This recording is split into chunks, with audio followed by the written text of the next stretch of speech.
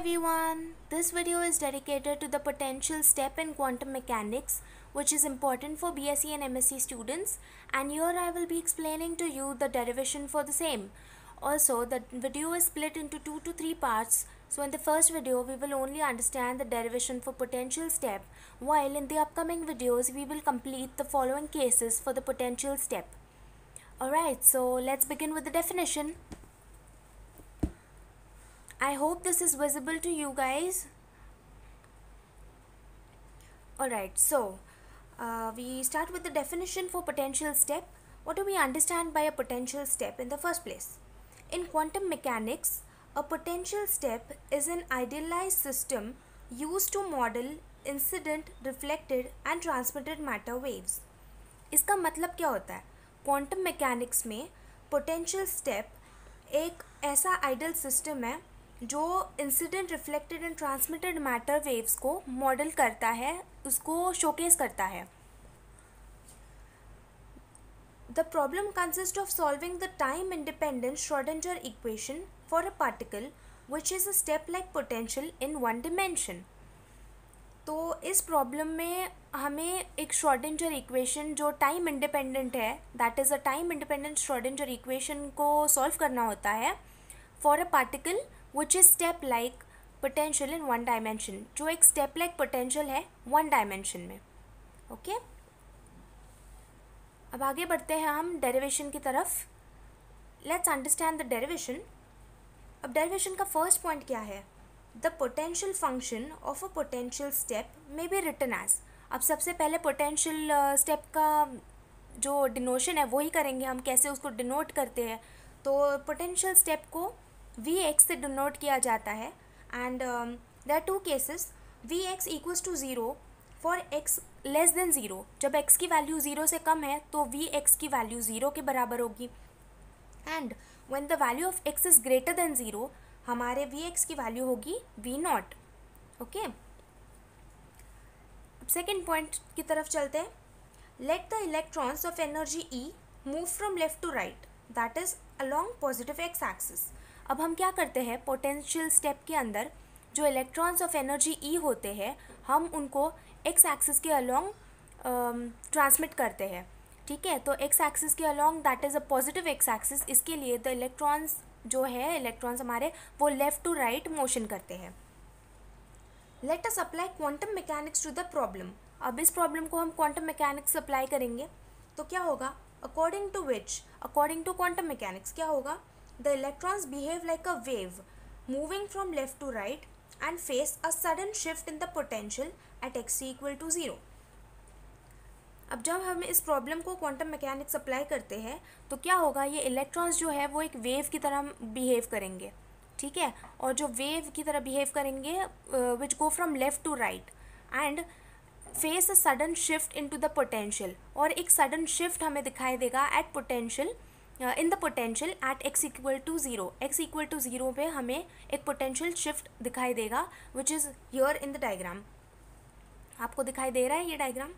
तो here the value of v of x is 0 along x axis हमें दिख रहा है, और यहाँ at x equal to 0 as we said above हमें यहाँ पर एक पोटेंशियल शिफ्ट दिखाई दे रहा है where the value of Vx becomes V0.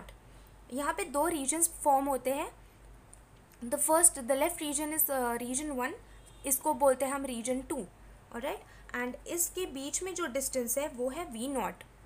ठीक है, moving on to the third point.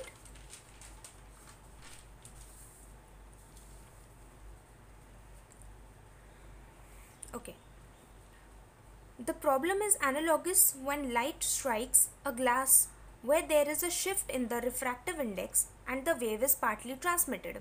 अब ये जो प्रॉब्लम है हमारा स्टेप, पोटेंशियल स्टेप जो है, ये प्रॉब्लम एनालॉगस है, मतलब सिमिलर है टू अ लाइट. कौन सी लाइट? जब लाइट स्ट्राइक करती है ग्लास को. ठीक है, जब एक लाइट ग्लास को स्ट्राइक करती है तो क्या होता है?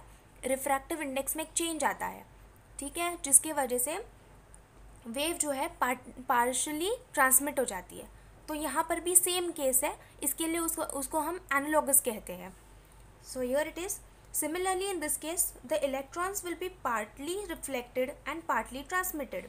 ठीक है, यहाँ पर भी सेम केस है, यहाँ पर भी इलेक्ट्रॉन्स जो है पार्टली रिफ्लेक्ट होंगे और पार्टली ट्रांसमिट होंगे एट डिसकंटिन्यूटी। ये एक पॉइंट है, यहाँ आपको ध्यान रखना है, एट डिसकंटिन्यूटी। और you can say x equal to zero, x equal to zero जो है वो डिसकंटिन्यूटी है, वहाँ पर हम देखेंगे कि जो इलेक्ट्रॉन्स है, जो वेव ऑफ इलेक्ट्रॉन्स है वो रिफ्लेक्ट होगी पार्शली एंड पार्शली ट्रांसमिट होगी। Moving on, to solve the problem we will write the Schrodinger equation for both the regions 1 and 2। अब हमें पता है कि इसमें दो रीजन्स हैं और हम इसके लिए अभी श्रोडिंगर इक्वेशन का यूज़ करेंगे, हम इनको श्रोडिंगर इक्वेशन के फॉर्म में लिखेंगे। ठीक है, तो हाउ डज इट गो? हम रीजन 1 के लिए श्रोडिंगर इक्वेशन लिखते हैं, तो it becomes curly square psi upon curly x square plus 2m upon H cut square E psi equals to 0। अब ये कंडीशन किसके लिए अप्लाई होगी? जब v of x equal to 0। Region 1 में v ऑफ x की वैल्यू क्या है? x के बराबर है। और सेकेंड रीजन के लिए भी हम सेम करेंगे। Similarly Schrodinger equation for region 2 हम लिखेंगे, जो होगा curly square psi upon curly x square plus 2m upon H cut square into E minus V naught psi equals to 0। ठीक है, ये होगा हमारा रीजन 2 के लिए। अब इन दोनों के लिए हम जनरल सॉल्यूशंस लिखेंगे। हम दोनों के लिए ये ऊपर जो इक्वेशंस लिखे उसके लिए हम जनरल सॉल्यूशंस लिखेंगे। और वो कैसे जनरल सॉल्यूशंस हमें कैसे मिलते हैं? हम जब इनका डबल टाइम्स डिफरेंशिएट करेंगे तो हमको जनरल सॉल्यूशंस ऑब्टेन होंगे। ठीक है, तो इस इक्वेशन के लिए हमारे पास जनरल सॉल्यूशन क्या है? Psi 1 equals to A E raise to power I p1x upon H cut plus B E raise to power minus I p1x upon H cut. इसको हम इक्वेशन 3 नाम दे देंगे। ठीक है, सिमिलरली रीजन 2 में जो श्रोडिंगर इक्वेशन हमने ऑब्टेन किया है उसके लिए हम जनरल सोल्यूशन किस तरह लिखेंगे, किस फॉर्म में लिखेंगे? Psi 2 equals to C E raise to power I p2x upon H cut plus D E raise to power minus I p2x upon H cut. ठीक है, अब यहाँ पर इन दो इक्वेशंस में हमने जिस भी टर्म्स का यूज़ किया हुआ है, इनफैक्ट इन तीनों इक्वेशंस में हमने जिस भी टर्म्स का यूज़ किया हुआ है उसके बारे में हम थोड़ा डिस्क्रिप्शन लिखेंगे। Where P1 and P2 are momenta of region 1 and 2 respectively. P1 and P2 क्या है? जो हमारे दो रीजन्स हैं उनके मोमेंटा है। Okay, psi 1 and psi 2 are functions of region 1 and 2 respectively. Psi 1 and psi 2 functions है रीजन्स के 1 and 2। Alright, and A B C D यहाँ पे हमें जो दिख रहा है A B C and D, ये क्या है? कॉन्स्टेंट्स है। ठीक है, और ये कॉन्स्टेंट्स कैसे डिटरमाइन कर सकते हैं? बाउंड्री कंडीशन से। ओके,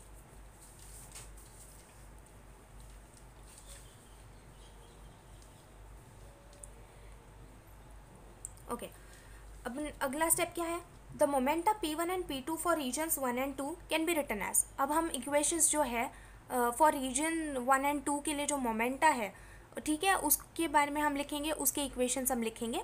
तो उसके इक्वेशंस कैसे होंगे? हम P1 लिखेंगे फॉर रीजन 1, तो P1 equals to under root of 2me। Okay, and P2 similarly becomes under root of 2me minus V naught, और इसको हम इक्वेशन नंबर 5 लिख दिए हैं। Moving on to point number 8, in equations 3 and 4। अभी equations 3 और 4 कौन से हैं? ये है जनरल सोल्यूशंस जो है, general solutions of equation A and B जो है, इसको हमने 3 और 4 लिख दिया। अब हम इसमें क्या करेंगे? इन इक्वेशंस 3 and 4 हमने यहाँ पे जो भी टर्म्स का यूज़ किया उसका डिस्क्रिप्शन लिख देंगे। ठीक है, यहाँ पे जो भी टर्म्स यूज़ किए उनके बारे में हम लिख देंगे। What do we C?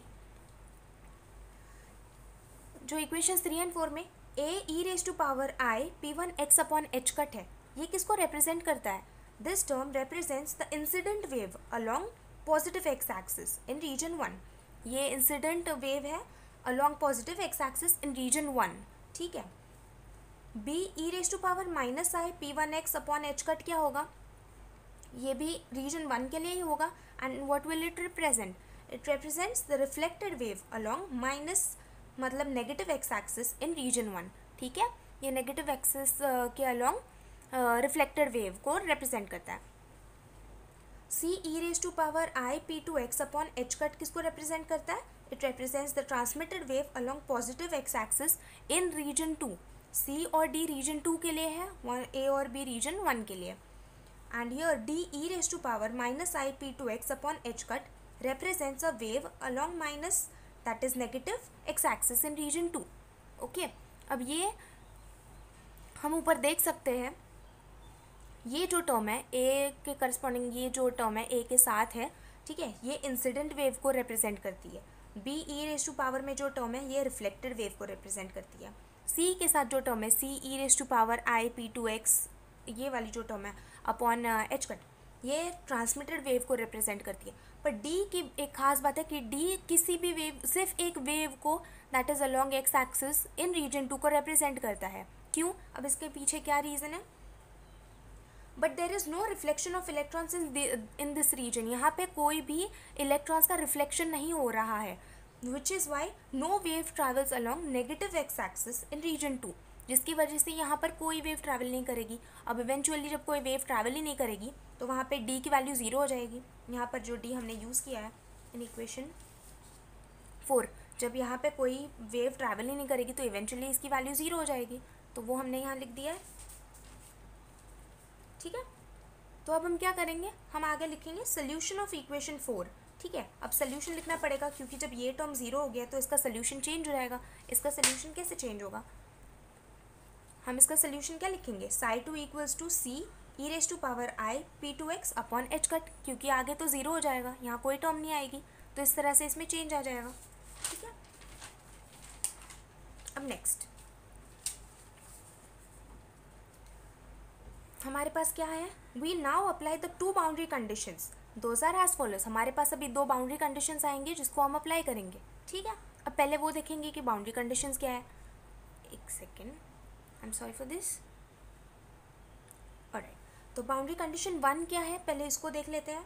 Sai square curl square psi upon curl x square can only be finite.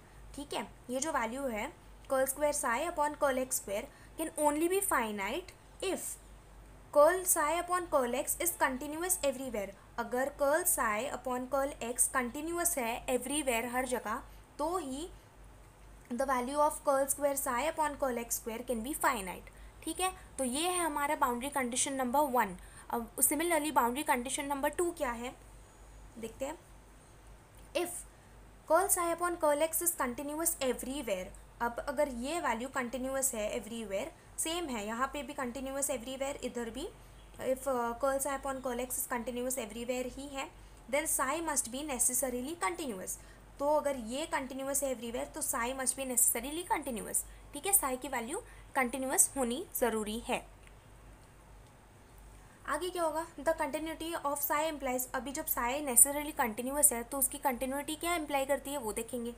तो psi 1 equals to psi 2 at X equal to 0. ठीक है, at X equal to 0 psi क्या इम्प्लाई करेगा, psi 1 equals to psi 2. The continuity of curly psi upon curly X implies. अब इसकी continuity क्या imply करती है, यहाँ पे सिर्फ कंटिन्यूटी ऑफ साई क्या इम्प्लाई करती है वो देखा. अब यहाँ पे हम curl psi upon curl X की वैल्यू, कंटिन्यूटी वैल्यू क्या इम्प्लाई करती है वो देखेंगे. तो इसकी वैल्यू क्या होगी, curly psi 1 upon curly X equals to curly psi 2 upon curly psi X, curly X I am sorry at X equal to 0. मतलब curly psi 1 upon curly X की वैल्यू इक्वल है curly psi 2 upon curly X के at X equal to 0. हम इस equation को number x डाल देंगे, हम इस इक्वेशन को नंबर y डाल देंगे.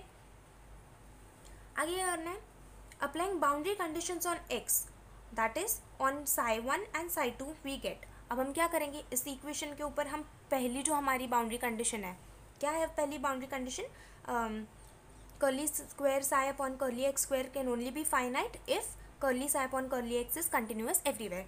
इस बाउंड्री कंडीशन को हम इक्वेशन नंबर x पर अप्लाई कर देंगे. तो हमें क्या मिलेगा, a plus B equals to C. ये बन जाएगा हमारी इक्वेशन. a plus B equals to C को हम 7 इक्वेशन दे देते हैं. आगे क्या करेंगे हम, on differentiating psi 1 and psi 2 we get. अभी हम क्या करेंगे, साई 1 एंड साई 2 की वैल्यू को डिफरेंशिएट करेंगे. तो हमें क्या मिलेगा, curly psi upon curly X equals to I P 1 upon H cut into bracket A E raise to power I P 1 X upon H cut minus B E raise to power minus I P 1 X upon H cut. इसको हम equation number 8 दे देंगे. Right, moving on.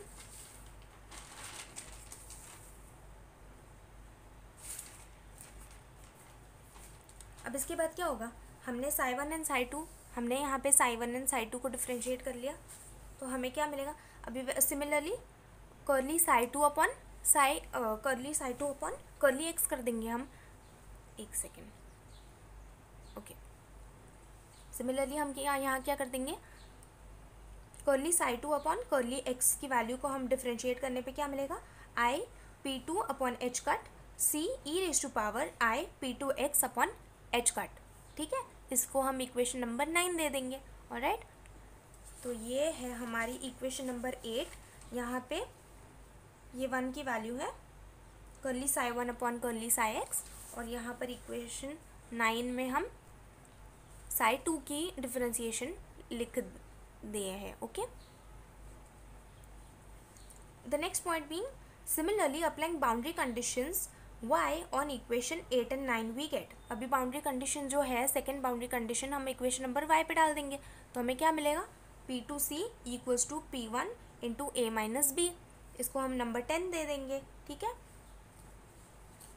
आगे क्या करना है, अब हम इक्वेशन 7 और 10 को सॉल्व करेंगे। ठीक है, 7 और 10 को हम सॉल्व कर देंगे। एक मिनट, कहाँ है हमारी 7th इक्वेशन, यहाँ। ये जो इक्वेशन है a plus B equals to C, ये हमारी 7th इक्वेशन है। और हमारी 10th इक्वेशन क्या है, P2C equals to P1 a minus b। ठीक है, इन दोनों इक्वेशंस को हम सॉल्व करेंगे, तो हमें क्या मिलेगा, b और c की वैल्यूज ऑब्टेन हो जाएंगी। और कैसे ऑब्टेन हो जाएंगे, हम b की वैल्यू को c माइनस a कर देंगे इक्वेशन नंबर 10 के अंदर, और c की वैल्यू को b माइनस a कर देंगे इक्वेशन 10 के अंदर। ठीक है, तो हमें दो वैल्यूज ऑब्टेन होंगी, b और c। b की वैल्यू होगी P1 minus P2a upon P1 plus P2। c की वैल्यू होगी 2 into P1a upon P1 plus P2। अब यहाँ पर क्या क्या लिखा है हमने, where B and C represent the amplitudes of reflected and transmitted beams respectively। ठीक है, अब ये क्या है, B and C जो है हमें जो यहाँ ऑब्टेन हुआ है वो क्या है, बीम्स ऑफ लाइट है। ठीक है, बीम्स है, रेज है। ठीक है, और वो एम्पलीट्यूड रिप्रेजेंट किसको करता है, the amplitudes of reflected and transmitted beams. ठीक है, in terms of amplitude of incident wave. Incident wave है, ठीक है, उसकी एम्पलीट्यूड होगी, तो उसी के टर्म्स में जो इंसिडेंट वेव की जो रिफ्लेक्टेड एंड ट्रांसमिटेड बीम्स है उसके एम्पलीट्यूड को रिप्रेजेंट करता है। और हमारा लास्ट पॉइंट है, यहाँ पे हम क्या करेंगे, यहाँ तक हमारा डेरिवेशन ख़त्म हो जाता है पोटेंशियल वेल के लिए। अब ये हम पोटेंशियल वेल से हमें क्या कंक्लूड कर सकते हैं, दो डेफिनेशंस को कंक्लूड कर सकते हैं। हमारे पास रिफ्लेक्टेंस है और हमारे पास ट्रांसमिटेंस है। ठीक है, फॉर अ पोटेंशियल स्टेप, तो उसको हम कंक्लूड कैसे करेंगे, हम उसको कैसे लिखेंगे, reflectance can be written as magnitude of reflected current over magnitude of incident current. ठीक है, रिफ्लेक्टेंस को हम ऐसे लिखेंगे, और ट्रांसमिटेंस को हम किस तरह लिखेंगे, transmittance can be written as magnitude of transmitted current over magnitude of incident current. ठीक है, तो इस तरह से हम पोटेंशियल वेल को डिस्क्राइब करते हैं, पोटेंशियल वेल का डेरिवेशन लिखते हैं और उसमें से कंक्लूजन निकालते हैं। अब अगले वीडियो में हम पोटेंशियल स्टेप के जो दो केसेस हैं हम उसको डिस्कस करेंगे। आज के लिए इतना ही। Thank you for watching my video. If you like it, give it a thumbs up, and please subscribe to my channel, please